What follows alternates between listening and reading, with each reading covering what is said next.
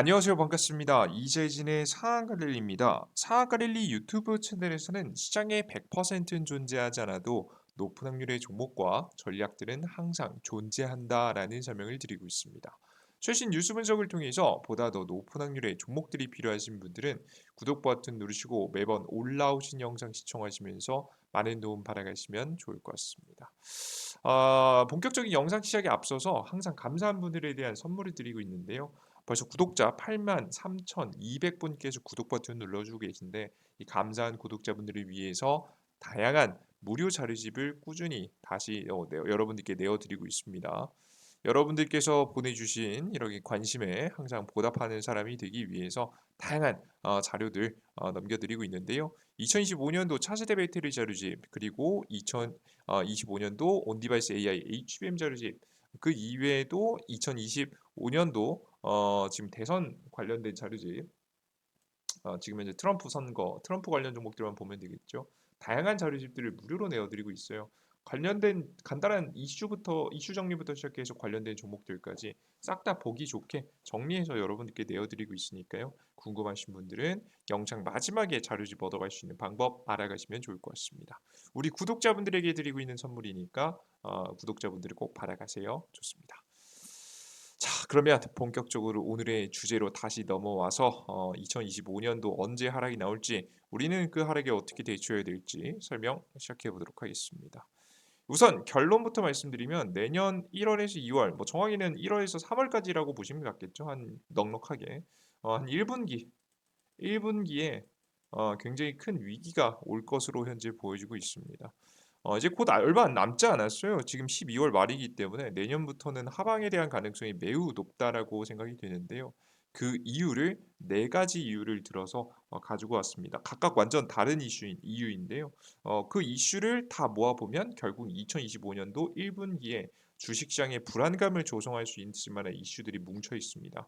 어떤 이슈들이 있는지 하나씩 살펴보도록 하겠습니다. 일단 가장 첫 번째, 미국의 현재 최근에 이제 미국의 부채 한도 협상 때문에 논란이 많았습니다. 이게 여러분들께서 부채 한도 협상이라고 하면 모르실 텐데 최근에 기사 잘 보신 분들은 미국이 셧다운 위기였다라는 소리를 한번 보신 적이 있으실 거예요.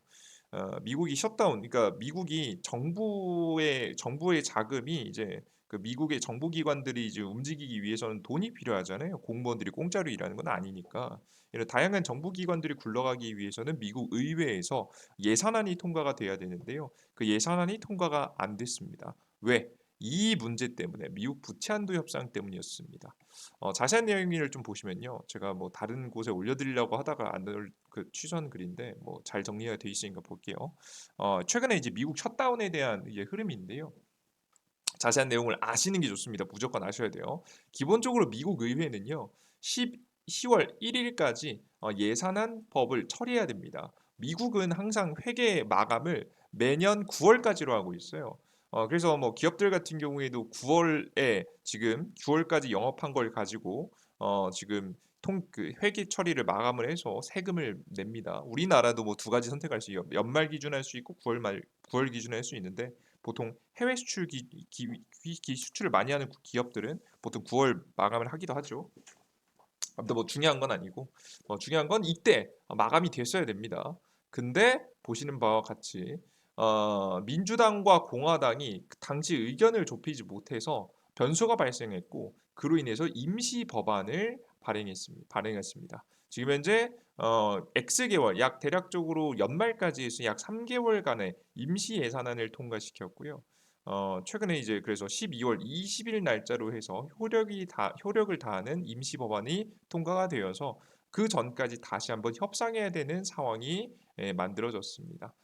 그래서 민주당과 공화당은 18일 날짜로 합의안을 내놨고 문제없이 통과될 예정이었습니다. 여기까지는 이제 흐름상 자연스러웠죠. 뭐 다들 그때는 우리가 뭐 대선을 앞두고 미국 대통령 선거를 앞두고 이제 민감했으니까 그때 좀 싸웠지만 미국 대선도 결과 다 나왔고 하니까 예산안 적당히 해서 잘 통과시키자라는 쪽으로 갔었어요. 자, 그런데 갑자기 트럼프가 변수를 발생시킵니다. 트럼프가 합의안에 반대를 하고 나선 건데요. 공화당 사람들에게 수정을 요구하기 시작했고 지금 이제 찬성 174표, 반대 235표로 부결되었습니다. 굉장히 그래서 논란이 많았죠. 그래서 "이거 셧다운 되는 거 아니냐. 이거 미국 의회에서 자금 통과 안 되면 셧다운 되는 거 아니냐 마냐." 뭐 굉장히 말이 많았었습니다. 자 그런데 공화당은 트럼프의 의견을 반영해서 예산안을 내놨는데 이제 왜 이렇게 이제 반대나 됐나 내용을 봤더니 민주당이 이를 받아들일 리 없었고 그로 인해 갈등이 생겨나게 되었다. 중요한 건 트럼프가 갑자기 껴들어서 어떤 요구를 한 건데요. 도대체 어떤 요구를 했는지 꼭 봐야겠죠. 어 이거 한 번에 부결이 나고 새롭게 반영된 예산안에는 뭐가 있었냐 봤더니 조건이 크게 변한 건 세 가지가 있었습니다. 3개월간의 시한의 임시 예산안 편성. 그리고 두 번째, 이 2년간의 부채 한도 폐지. 세 번째, 1,000억 달러의 재난 지원 예산. 네 번째, 100억 달러의 농민 지원. 이 모든 지금 현재 내용들이 뭐 다 바로 이해는 되시지 않으실 것 같아요. 네, 우리가 중요한 건 두 번째 거니까요. 두 번째 것만 보겠습니다.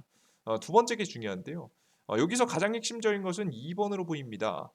지금 현재 12월 말 전까지 부채 한도를 협상해야 되는 트럼프의 입장이었기 때문에 이걸 어떻게든 부채 한도 협상을 끝내고 싶어 했기 때문에 이걸 껴 넣은 것으로 보여요. 근데 이제 부채 한도가 무엇이냐라고 하면 간단하게 설명드리면 미국 정부는요. 무제한으로 사실상 이제 무제한으로 한도가 없으면 무제한으로 부채를 찍어낼 수 있습니다. 채권을 찍어낼 수 있단 말이죠. 근데 한쪽에 이제 미국에도 민주당이 있고 공화당이 있지 않겠습니까? 그죠? 뭐 다른 당이 존재할 수도 있겠지만 기본적으로는 미국의 양측 당이 너무 과도하게 한 측이 임기가 있을 때 뭐 지금 들어 트럼프가 임기를 시작했어요. 트럼프가 갑자기 막 미국 재무부의 권한으로 재무부 장관은 보통 이제 대통령이 임명하니까 재무부 장관이 막 채권을 막 찍어내면서 어마무시하게 돈을 막 뿌려대는 겁니다. 그러면 그 꼴을 보고 다른 민주당이 보고 있겠습니까? 그죠? 원래 보통 돈을 많이 찍어내서 정책 자금으로 뿌려대는 대통령은 당연히 지지율이 좋아요. 그쪽 이미지가 좋아요. 뭔 소리인지 이해되시죠?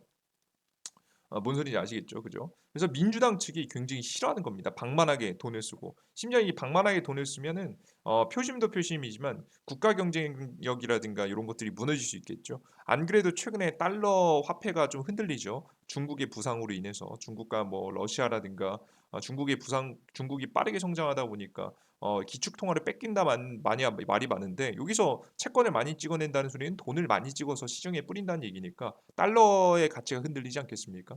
그래서 부채 한도 협상이라는 걸 해놓고 빚을 낼 수 있는 한도를 정해놓는 거다라고 보시면 될 것 같아요. 이해되셨죠? 전 세계 1위 국가에만 있을 수 있는 정책이죠. 한국은 뭐 찍고 싶어도 만약에 찍으면 환율적으로 문제돼서 못 찍습니다. 이제 미국이기 때문에 가능한 지금 현재 구조고 그로 인해서 부채 한도 폐지, 부채 한도라는 게 만들어져 있다라고 보시면 되겠습니다. 근데 최근 들어서 이런 얘기가 나옵니다. 부채 한도가 폐지된다. 이게 이걸 폐지시키고 싶어 하는 거예요. 왜 폐지시키고 싶어 할까요? 자기가 필요할 때 돈 많이 쓰고 싶으니까. 뭔 소리인지 아시겠습니까? 그죠? 그래서 이게 만약에 받아들여졌다면 실제 부채 한도가 폐지가 됐다라고 한다면 트럼프 대통령에게는 큰 무기가 하나 생기는 거죠. 물론 돈을 쓸 때는 명분이 필요하겠지만 그 명분만 있다면 언제든지 돈을 더 많이 뿌릴 수 있는 상황을 만들고 싶었던 거예요. 트럼프 입장에서는요. 뭔 소리인지 아시겠죠? 그죠? 위기의 상황에 대응할 수 있는 방법이 필요하지 않겠습니까? 자신이 원하는 정책적으로 지금 자금을 막 뿌려대면서 경제를 회복시키는 분위기를 만들고 싶었겠죠. 자, 그런데 이번에 이 부채 한도 폐지 이슈가 결국에는 실패했습니다. 지금 실패했는데요. 최근에 이제 트럼프 권력의 한계를 드러냈다라고 할 만큼 굉장히 이제 자극적인 기사가 나올 만큼 굉장히 실패했다라고 이야기가 나오고 있어요. 2024년도 12월에 미국 정부의 셧다운 결정은 도널드 트럼프 미국 대통령 당선 인해 의회 내 공화당 의원들에 대한 영향력을 확인하는 첫 번째 큰 시험대였다. 왜 트럼프가 막 들고 흔들고 싶어 했으니까요. 그죠? 근데 이번에 결과를 보시면 민주당도 반대를 당연히 했고요. 공화당 내부에서도 지금 이 부채한도 협상 내용을 가지고 부채한도 폐지 요 부채한도 폐지 이슈를 가지고 반대하는 사람들이 굉장히 많았다는 겁니다. 나머지는 다 통과돼 있으니까요. 이 2번 때문이겠죠. 이것 때문에 이제 반대가 수두룩 빽빽하게 나왔고 그로 인해서 현재 트럼프가 한 발 물러서는 결과가 나왔다. 라고 보시면 되겠습니다. 그래서 이 네 가지 조건들 중에서 두 번째 걸 제외하고는 전부 다 통과됐다. 뭐 이제 이렇게 말할 수도 있겠고 뭐 동일하게 뭐 말을 좀 바꿔 말하면 2 년간의 부채 한도 폐지는 실패했다라고도 볼 수 있겠죠. 이게 사실 제일 중요했기 때문에 이 문제가 여러분들께서 꼭 지켜보셔야 되는 문제예요. 앞서 말씀드렸듯이 이게 실패했다는 것은 미국의 유동성이 감소했다는 말과 다르지 않습니다. 결론은 결국에는 내년에는 부채 한도를 1조 5천억 달러 높이긴 했습니다. 다만 애초에 정부 지출을 2조 5천억 달러라는 이제 미국 트럼프 대통령은 미국 정부가 너무 방만한 돈을 쓴다라는 항상 주장을 했기 때문에 이렇게 보시는 바와 같이 삭감을 보여주는 모습은 이렇게 삭감을 했어요. 그리고 이제 부채 한도 협상을 통해서 이제 올리긴 했지만 결국에는 이제 급할 때는 돈을 쓰고 싶으니까 부채 한도 폐지를 요구를 했는데 이게 받아들여지지 않았고 그로 인해서 미국 현재 상황은 트럼프의 패배가 이루어진 상황이고요. 트럼프가 패배함으로써 유동성의 한계가 정해져 버린 상황입니다. 돈이 풀리는 것도 한계점이 존재해진 거예요. 그러면 미국이 돈이 풀리는 게 한계가 생겼다? 주식시장, 코인 시장, 비트코인 시장 다 문제겠죠. 그래서 전체적으로 시장의 유동성이 감소하는 시기가 왔다라고 보시면 되겠습니다. 이해되셨죠? 이게 가장 첫 번째고요. 그리고 두 번째, 유동성 위기가 하나 더 왔는데요. 미국의 금리입니다. 보시면은 연준 내년 기준금리 인하 4회에서 2회 파월 인플레이션 아직 높다라는 내용인데요. 이거 뭐 기존에 많이 말씀드렸으니까 짧게 설명드리면 원래 내년에 0.25%씩 4번 정도 인하해서 총 1% 정도의 금리 인하를 준 예상이 있었어요, 시장이. 실제 뭐 페드에서도 그렇게 발표를 했었고요. 미국 중앙은행에서도 연방준비제도라고 하는 게 좀 정확한 표현이긴 한데 뭐 도움을 이해를 돕기 위해서 쉽게 설명드리겠습니다. 그래서 1% 정도를 내리는 거였는데요. 근데 2회 정도로 인하한다고 하면 한 0.5%로 절반 가까이 유동성이 줄었잖아요. 유동성, 돈이 더 풀린다라는 기대감이 사라지는 모습입니다. 왜 그런지 봤더니 미국의 경제가 너무 좋았고 내년에도 좋을 거라고 예상이 되니까 물가에 문제가 생길 것 같은 거죠. 그래서 인플레이션, 물가 상승률이 적정한 수준으로 유지되는 걸 바랬기 때문에 더 이상 돈을 풀지 않는 쪽으로 미국 중앙은행은 결정을 했다. 라고 보시면 되겠습니다. 아시겠죠? 심지어는 이런 흐름은요, 파월하고 트럼프와의 갈등을 좀 일으킬 수 있겠죠. 안 그래도 트럼프는 현재 부채한도 협상에서 거의 뭐 실패한 분위기입니다. 그죠? 부채한도 폐지를 주장했었는데 그게 받아들여지지 않다 보니까 돈을 쓸 수 있는 무기를 하나 잃은 상태예요. 그런 상태에서 안 그래도 돈이 안 풀리는 분위기인데 파월 의장, 미국 연방준비제도 의장이 또 돈을 덜 푼다고 하니까 트럼프 입장에서는 굉장히 답답한 흐름이 나올 겁니다. 실제 과거에도 현재 2018년도에도 트럼프는 경제에 부정적인 영향을 끼친다면서 똑같이 금리가 높을 때였거든요. 금리 인상 기조를 비판했었고 이듬해에는 파월 의장의 의장직에서 강등하거나 아예 해임할 권한을 가지고 있다고 트럼프가 협박을 하기도 했습니다. 트럼프 당선인은 집권 1기 재임 기간 연준 금리를 낮추지 않아 달러가 강세를 보이고 경기에 악영향을 미친다고 주장했었기 때문에 보신 바와 같이 이렇게 과거에 있었던 이력이 있으니까 최근에도 다시 또 파월하고 트럼프하고 현재 의견이 좀 다르니까 갈등할 수 있는 게 아니야라는 이야기가 나오고 있죠. 특히나 이제 비트코인 부분에서도 갈등이 좀 더 있는 것으로 생각이 됩니다. 그래서 뭐 결론적으로 말씀드리면 이것 또한 역시나 2025년도 1월 20일 트럼프가 취임을 하게 되면은 아마 이 갈등이 불을 붙게 되지 않을까라는 예상이 돼요. 그래서 네, 이것도 1월 20일도 내년 1분기죠. 굉장히 조심하셔야 된다라고 설명을 해드립니다. 자, 그리고 세 번째 이유를 하나 더 설명해 드릴게요. 바로 TGA 잔고입니다. TGA 잔고는 뭐냐? 바로 미국 재무부의 잔고인데요. 미국 재무부는 뭐 하는 거냐면 이게 간단하게 설명드려서 미국이 정부가 정책을 내놓고 정책에 돈을 쓰지 않겠습니까? 그죠? 그 정책을 돈을 쓰는데 돈을 그냥 마구잡이로 이제 집행을 막 할 수는 없어요. 미국 경제 상황에 따라서 좀 미국이 좀 경제가 좀 힘들다 하면 조금 더 많이 써주고 조금 미국 경제가 좋다라고 하면 좀 덜 써주고 하면서 미국 경제 자체가 너무 거품이 끼지 않기 위해서 좀 어느 정도 속도 조절을 하기도 하고요. 뭐 대선을 앞두고는 일부러 돈을 좀 풀기도 하고 정치적 목적으로 좀 사용이 되는데 뭐 보통 대선은 이미 끝났으니까요. 거의 웬만하면은 미국 경제 흐름에 맞춰서 재무부가 돈을 사용하게 됩니다. 근데 이 재무부 잔고라는 게 그래서 그 정책 자금에 쓸 돈들을 모아 놓는 곳이에요. 그래서 미국의 법인세 기업들에게 법인세 세금을 거두면요. 여기에 모입니다. TJ 잔고에 딱 쌓입니다. 이 TJ 잔고가 이렇게 좀 올라오겠죠. 그러면 쌓여 있는 TJ 잔고를 가지고 정부는 뭐 돈을 쓰면서 다시 잔고를 낮추고 한다라고 보시면 될 것 같아요. 이제 미국 정부의 통장이다. 이렇게 생각하시는 게 편하겠죠. 이 TJ 잔고는요. 항상 그래도 목표치를 내놓게 되는데요. 목표치가 현재 보시면 2025년도 1분기에 지금 현재 보시는 바와 같이 어, 금액 자체가 직전에 비해서 올라간 것을 보실 수 있어요. 잔고가 올라간 거죠. 잔고가 잔고가 올라갔다는 소리는 뭔 소리입니까? 잔고가 올라갔다. TJ 잔고가 올라갔다. 정부가 돈을 안 쓰겠다는 얘기예요. 보시죠. 예를 들어서 보시면 2024년도 이번 연도 3분기에서 4분기로 갈 때에는 줄어들었잖아요. 잔고가 줄어들었다는 소리는 돈을 썼으니까 잔고가 줄어드는 거예요. 이제 뭐 잔고가 줄어드는 목표를 가지고 있었고요. 그래서 돈이 많이 풀렸죠. 유동성이 많이 풀렸습니다. 연말까지 미국에서는. 그리고 2025년도 1분기, 이번 1분기에는 다음 1분기에는 올라가는 모습들 보여주고 있죠. 그러면 돈을 덜 쓴다. 라고 좀 보시면 되겠습니다. 뭔 소리인지 아시겠죠?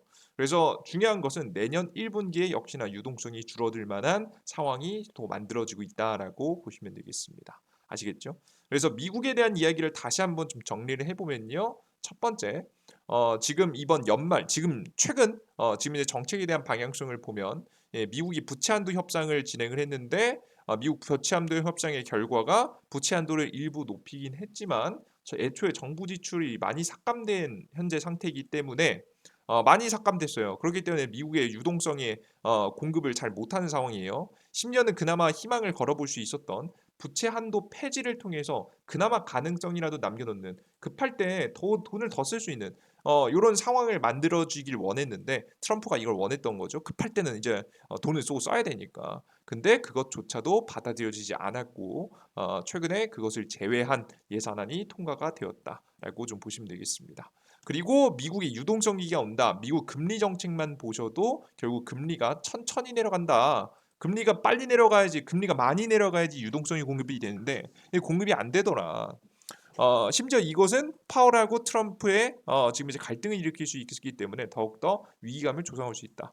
그리고 TJ 잔고라고 해서 미국 재무부 잔고가 있는데 재무부 잔고 결과를 보시면 돈을 덜 쓰는 구조다. 내년 딱 1분기에 가장 돈을 많이 덜 쓰는 구조가 나와주고 있기 때문에 조심하셔야 된다까지 설명을 해드리겠습니다.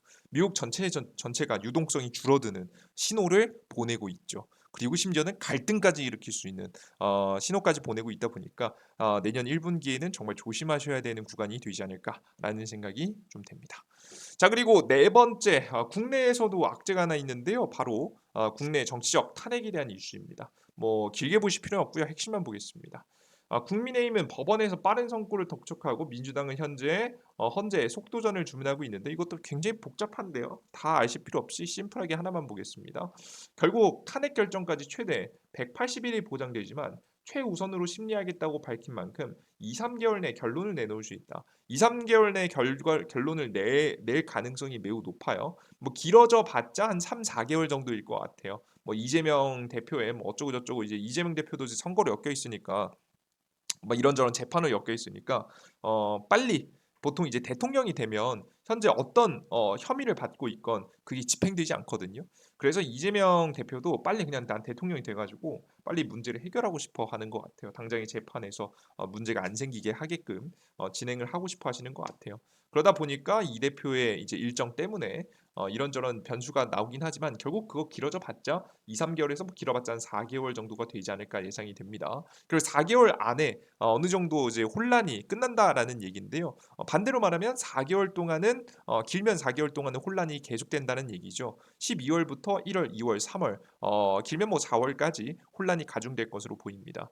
물론 역사적으로 봤을 때 항상 탄핵이 결론이 나면 뭐 탄핵이 되든 안 되든 결론이 나면 결국에는 증시는 상승하는 모습들이 나와줬기 때문에 대통령 선거까지 올라가는 모습들 직전 선거를 보시면 이제 올라가는 모습들을 보여줬기 때문에 지금 탄핵을 보시면 이게 이제 박근혜 정부 탄핵 시기 때 나왔던 내용이죠. 그렇기 때문에 우리 여러분들께서도 특별한 문제는 없다. 다만 그 전까지는 좀 혼란이 가중되면서 올라갈 증시도 좀 덜 올라가거나 아니면은 횡보할 증시가 잠깐 빠지는 좀 악재에 대한 영향이 올 수 있겠다라고 설명을 해드리겠습니다. 그래서 전체적으로 국내도 그렇고 해외도 그렇고 특히나 해외에서 유동성이 줄어드는 이슈가 너무나도 많아졌고요. 국내에서도 정치적인 악재가 있기 때문에 현재 내년 1월은 가장 조심해봐야 되는 시기다. 반대로 말하면은 지금 내년 1월은 잘만 준비하면 좋은 매수의 기로 가져갈 수 있는 타이밍이 될 수 있겠다라고 설명을 해드리겠습니다. 제가 뭐 지금 뭐 그러면 내년 1분기라고 하면 너무 너프한 거 아니야? 이렇게 말씀할 수 있는데요. 뭐 제가 정확한 날짜는 좀 기다려 봐야겠지만 그나마 지금 떠오르는 시기는 내년 1월 말일 것 같아요. 트럼프가 취임하고 그때 FOMC 열리면서 28일 날짜로 미국의 페드 금리 결정 나오고 파월하고 이제 갈등을 일으키는 시기가 딱 그 시기거든요. 1월 28일 정도부터가 조금 많이 위험해진 시기가 아닐까라는 좀 조심스러운 생각을 해봅니다. 좋습니다.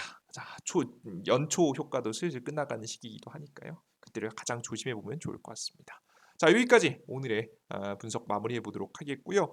나는 추가적으로 이 눌림목 자리에서 좋은 종목들 사고 싶은데 어떤 종목을 사야 할지 모르겠다라고 하시는 분들은 제가 종목들 다 정해놨습니다. 2025년도 차세대 배터리 자르지, 저가형 배터리 관련된 정책 관련 종목들, 온디바이스의 HBM 자르집이라고 해서 최근에 다시 AI 또 뜨고 있지 않습니까? 관련된 종목 궁금하신 분들을 위해서 제가 딱 정리해놨습니다. 필요한 것들 전부 다 받아가시면 좋을 것 같아요. 모든 정보는 이재진의 상한가리라는 무료 어플리케이션을 통해서 나눠드리고 있는데요.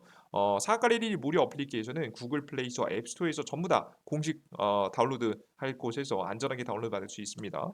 각자 사용하시는 어플리케이션에서 이제 이재진이라고 검색하시면 무료 설치 버튼이 나오고요.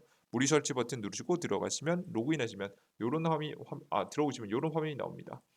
들어오시면은 급등천주 시황별 포착 자료하고 자료집 같은 것들을 무료로 드리고 있는데요. 이 자료집 같은 경우에는 급등천주에 클릭하고 들어가셔서 이렇게 공직을 보시면 될 수 있겠습니다. 그 이외에도 급등천주라든가 위에 보시면 장전 시황 클릭하시면 매일 아침에 장 시작 전에 해외 증시 분위기부터 주요 지표들 그리고 오늘의 주요 뉴스와 관련된 종목들을 싹 정리해드리고 있어요. 이것만 보고 가셔도 오늘 어떤 종목들이 왜 급등했는지는 어느 정도 알고 갈 수 있다라고 보고 있습니다. 그리고 장이 끝나고 가장 강력하게 상승했었던 테마와 관련된 종목들도 정리해서 드리고 있습니다. 보통 이런 새로운 테마들 중에서 강한 테마는 다음 날까지 이어가는 경우가 많기 때문에 꼭 보시는 게 좋겠죠.